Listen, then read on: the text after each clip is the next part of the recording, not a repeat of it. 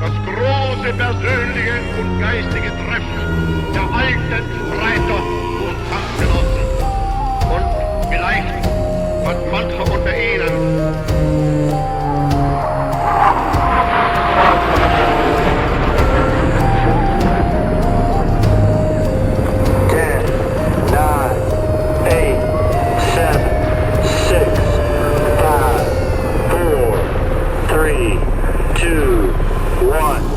Bienvenidos a Archivos del Tiempo, podcast. Imaginemos la escena por un momento. Es septiembre de 1792. En esa fortaleza del Temple en París, un hombre de 38 años intenta mantener una rutina casi normal. Sí, juega con sus hijos, lee, come con su esposa. Pero claro, no es un hombre cualquiera. Es Luis XVI, descendiente de una línea de reyes de 1000 años. Y ya no es su majestad. Ahora es, para sus guardias, simplemente el ciudadano Luis Capetto. Y esa es la pregunta que nos trae aquí. Es una pregunta monumental, ¿no? Totalmente. ¿Cómo una nación que se definió por su monarquía durante un milenio llegó al punto de encarcelar a su rey y debatir públicamente si debía cortarle la cabeza? Y esa es la pregunta central que vamos a explorar hoy, con una colección de documentos fascinante, crónicas de la época, actas de la Convención Nacional, análisis históricos que nos meten de lleno en esos meses de tensión absoluta. Claro, porque la misión de hoy no es solo contar qué pasó, sino entender el porqué. La ejecución de Luis no era un desenlace inevitable, fue una decisión. Una decisión muy consciente. Y queremos entender las fuerzas que empujaron a Francia a tomarla, a quemar las naves de una forma tan sangrienta. ¿Fue justicia revolucionaria o fue un calculado acto político para que no hubiera vuelta atrás? Perfecto. A ver, empecemos a desmenuzar esto. La familia real está prisionera. Las fuentes que tenemos pintan un cuadro muy extraño de su vida en el temple. Y es muy contradictorio. Por un lado, conservan ciertos lujos. Sirvientes, comidas de varios platos, libros. Pero por otro, viven bajo un acoso psicológico constante. Imagínate. Los guardias les fuman en la cara, cantan canciones revolucionarias, pintan grafitis de Luis en la horca en los muros de la prisión. ¡Qué locura! Es una contradicción que refleja el estado de toda Francia. O sea, aún no sabían qué hacer con la figura del rey. Y para entender cómo llegaron a esa torre, hay que retroceder solo unas semanas, al 10 de agosto de 1792. El punto de no retorno. Ese fue el punto de no retorno. Una multitud enfurecida, convencida de que el rey estaba conspirando con Austria y Prusia para aplastar la revolución, asaltó el Palacio de las Tullerías. Y fue una masacre. Una masacre total. Murieron cerca de 800 personas, la mayoría guardias suizos del rey. ¿Y la culpa? La culpa recayó directamente sobre Luis. Claro. Y esto venían después de su intento de fuga a Varennes el año anterior, que ya había destrozado por completo la confianza del pueblo. Exactamente. Ya lo veían como un traidor que intentaba huir para unirse a los enemigos de Francia. El asalto a las Tullerías fue, digamos, la estocada final. Sí, la monarquía fue suspendida ese mismo día. Y, poco después, el 21 de septiembre, fue oficialmente abolida. Nacía la Primera República Francesa. Y con ella, un problema enorme. Ahora que Francia era una república, ¿qué diablos hacían con un ex-rey vivo? Exacto.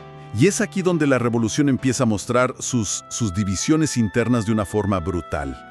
La nueva Convención Nacional, el gobierno electo, se fractura. Y surgen dos posturas radicalmente opuestas. Por un lado, tenemos a la facción de los girondinos. Los moderados, por así decirlo. No por piedad, sino por pura estrategia política. Claro, un rehén. Un rey vivo, decían. Era un valioso rehén contra las potencias europeas. Ejecutarlo, temían, desataría una guerra civil y uniría a toda Europa en su contra. Además, les aterrorizaba el poder que un acto tan radical le daría a sus rivales políticos, que estaban en el otro extremo del espectro. Precisamente, sus rivales eran los jacobinos más radicales, un grupo conocido como La Montaña. Y este nombre, La Montaña, viene literalmente de que se sentaban en los escaños más altos de la asamblea, ¿no? Como para mirar a todos desde arriba. Exacto. Y desde esa altura simbólica, pues lanzaban los argumentos más intransigentes. Figuras como Robespierre y el joven y fanático Saint-Just tenían una visión completamente diferente. Para ellos no había debate, nada que debatir. Saint-Just pronunció una frase que se ha vuelto legendaria y que resume toda su lógica. Nadie puede reinar inocentemente. Es una frase lapidaria, casi poética en su brutalidad, pero a ver, ¿qué significa realmente? Que el simple hecho de nacer rey te convierte en un criminal. En su visión, sí. Para él, la monarquía no era un cargo, era un crimen eterno contra la soberanía del pueblo. Por lo tanto, Luis no era un acusado que merecía un juicio, Sino un enemigo. sino un enemigo vencido en la batalla del 10 de agosto.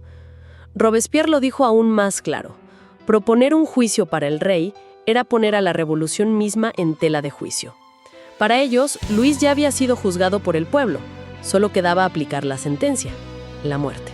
Exacto. Entonces el debate era básicamente entre encarcelarlo o ejecutarlo. Pero lo que me llama la atención en las fuentes es que estas no eran las únicas dos opciones sobre la mesa, ¿verdad? No, para nada. La propia constitución que ellos habían escrito ofrecía una tercera vía. Y eso es lo que hace este debate tan fascinante. La Constitución de 1791, que declaraba al rey inviolable, también contemplaba el caso de que el rey liderara un ejército contra la nación. Y la pena no era la muerte. ¿Cuál era? La abdicación forzada. Legalmente podrían haberlo depuesto y establecido una regencia para su hijo. Pero como vemos, las facciones más radicales ni siquiera querían considerar esa opción. Para ellos, el debate no era legal. Era político y simbólico. Totalmente. Necesitaban sangre para cimentar la república. Mientras este debate filosófico tiene lugar, de repente todo cambia. El 20 de noviembre, un cerrajero que había trabajado para el rey revela la existencia de un escondite secreto en las Tullerías, El famoso armario de hierro. empotrado en la pared. Y lo que encuentran dentro Es una bomba política. Cientos de documentos secretos. Correspondencia que, a sus ojos, probaba sin lugar a dudas la traición del rey. Un momento, ¿qué tan contundente era esa prueba? Porque la defensa podría argumentar que un rey tiene derecho a comunicarse con otros monarcas, ¿no? Claro, pero estas cartas iban más allá. Revelaban, por ejemplo, los pagos secretos a Mirabeau, que hasta ese momento era considerado un héroe de la revolución. Imagínate el escándalo. Fue tan grande que de inmediato sus restos fueron sacados con deshonor del Panteón de los Héroes de Francia. Para la convención, el contenido del armario era la prueba irrefutable de la duplicidad y la traición de Luis. Y justo cuando están lidiando con esta prueba de traición nacional, los documentos dicen que el debate en la convención se desvía hacia algo increíble. Sí, es casi cómico. Se ponen a discutir sobre la cerradura del armario. Discuten acaloradamente si el armario estaba cerrado con llave o no cuando lo encontraron. Demuestra el nivel de paranoia que se vivía. Cualquier detalle podía ser parte de una conspiración. Pero la discusión llegó a tal punto que un diputado, Roger Ducos, tuvo que levantarse y gritarles para recordarles que estaban debatiendo sobre la vida de un hombre, no sobre la cerradura de un mueble. Al final, el contenido del armario fue decisivo. Se acabaron los debates filosóficos. Se preparó una lista de 33 cargos.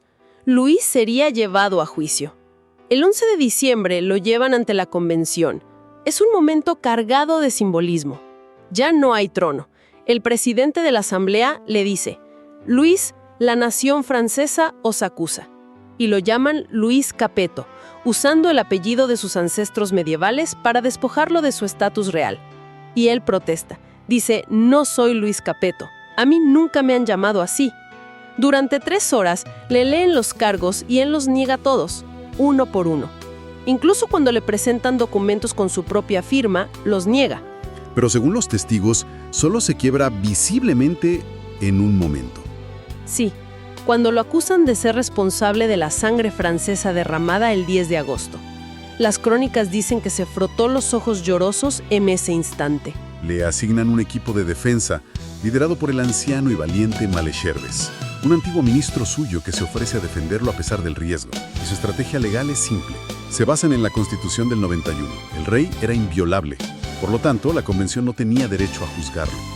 El juicio era ilegal desde el principio. Pero en privado, las fuentes sugieren que Luis como que ya había aceptado su destino. Totalmente. El día de Navidad, mientras sus abogados preparaban la defensa, él pasó el día escribiendo su testamento. Es un documento conmovedor. Pide perdón a Dios, perdona a sus enemigos. Y le pide a su hijo, si alguna vez tiene la desgracia de convertirse en rey, que olvide toda idea de venganza por su muerte. Llegamos al momento de la votación. Comienza la tarde del 16 de enero de 1793. Y no es una votación rápida a mano alzada. Dura horas y horas. Hasta bien entrada la mañana siguiente, cada uno de los más de 700 diputados tiene que subir a la tribuna y declarar su voto en voz alta. Las crónicas describen la sala como un teatro. Las galerías repletas de espectadores que comen, beben y comentan cada voto. Y en medio de todo ese drama, ocurre uno de los momentos más impactantes. Sube a la tribuna un diputado llamado Felipe de Orleans, primo del rey. Que había adoptado el nombre revolucionario de Philippe Égalité, Felipe Igualdad. Exacto. Y con voz firme vota por la ejecución. Declara que aquellos que han atacado la soberanía del pueblo merecen la muerte. La traición familiar en su máxima expresión. Según una de las crónicas, cuando le contaron esto a Luis en su celda, fue el único momento en que perdió la compostura. Le afectó más la traición que la condena. Mucho más, y muestra hasta qué punto la política lo había envenenado todo. Claro, Philippe lo hizo para salvar su propio pellejo, para demostrar que era un verdadero revolucionario. No le sirvió de nada, por cierto. La guillotina lo esperó a él también unos meses después. Finalmente, tras horas de tensión, llega el resultado. Y es increíblemente ajustado. Sí, el voto final sobre la pena de muerte inmediata fue de 361 a favor y 319 en contra. Por un margen muy estrecho, Luis Capetto fue condenado a la guillotina. Su abogado, el viejo Maresherbes, intenta un último alegato, pero la emoción lo embarga y las palabras no le salen. El asunto estaba decidido. Se le concede una última noche. Y en la noche del 20 de enero le permiten ver a su familia por última vez. Los guardias los observan a través de una pared de cristal. La escena que describen los testigos es desgarradora. Su esposa María Antonieta, su hermana y sus 2 hijos se aferran a él llorando desconsoladamente durante casi 2 horas. Él les promete que volverá a verlos por la mañana para desayunar. Una promesa que sabía perfectamente que no podía cumplir. Claro. A la mañana siguiente, el 21 de enero de 1793, un carruaje lo lleva a través de las calles de París. El recorrido dura casi 2 horas. Lo llevan a la actual Plaza de la Concordia, que en ese momento se llamaba irónicamente la Plaza de la Revolución. Y allí lo espera la guillotina. En el cadalso se quita la chaqueta él mismo e intenta dirigirse a las 20,000 personas que se habían congregado. Sus últimas palabras, según el testimonio de su confesor, fueron: Pueblo de Francia, muero inocente de todos los crímenes que se me imputan. Perdono a los que han provocado mi muerte y ruego a Dios que la sangre que vais a derramar nunca caiga sobre Francia. Y justo en ese momento, un general ordena un repentino y estruendoso redoble de tambores. Un ruido ensordecedor que ahoga el resto de sus palabras. Es un acto deliberado para que no se le escuche. Lo atan a la plancha, el verdugo, Charles-Henri Sanson, deja caer la cuchilla y segundos después sostiene la cabeza de Luis XVI ante la multitud. La monarquía milenaria de Francia había terminado. Entonces, ¿qué significa todo esto? Obviamente fue la ejecución de un hombre, pero fue también la ejecución de un principio, el derecho divino de los reyes. El acto envió una onda de choque por toda Europa. Ninguna monarquía se sintió segura. En España, por ejemplo, el ministro Manuel Godoy vio el peligro de inmediato. No solo para las coronas europeas, sino para el control de sus propias colonias en América. Claro, Godoy temía que las máximas de la libertad, como él las llamaba, se extendieran como un virus. Sí, de hecho le escribió al rey Carlos IV una carta que tenemos en nuestras fuentes, diciendo: no hay que hacerse ilusiones, no se piense que nuestra América está inocente. Tienen libros que los instruyen de las máximas de la libertad. Temía que hubiera propagandistas. Y la reacción inmediata de España fue, por supuesto, declararle la guerra a la República Francesa. Y esto nos lleva de vuelta a la pregunta central, que se vuelve aún más potente al final. Al examinar los documentos, queda claro que la ejecución no era la única salida. No lo era. Como mencionamos, la propia Constitución del 91, la misma que citaban sus defensores, ofrecía un camino legal y sin sangre para un rey traidor: la abdicación forzada. Podrían haberlo depuesto, exiliado y haber instaurado una regencia para su hijo. Un camino que no requería ni la abolición total de la monarquía, ni mucho menos la ejecución del monarca. Exacto. Lo que nos deja con esta pregunta inquietante para reflexionar. Si existió una salida constitucional menos radical y menos sangrienta, ¿por qué la Convención Nacional eligió el regicidio? ¿Fue realmente por justicia? ¿O fue, como argumentaban Robespierre y Saint-Just, un acto de guerra necesario para fundar la República sobre una base de la que nadie pudiera retroceder? ¿Qué buscaban lograr con la muerte del hombre que no podían conseguir simplemente con la muerte de la monarquía? Gracias por acompañarnos en este viaje al pasado. Nos encontramos en el próximo episodio para seguir descubriendo lo que la historia aún tiene por decir.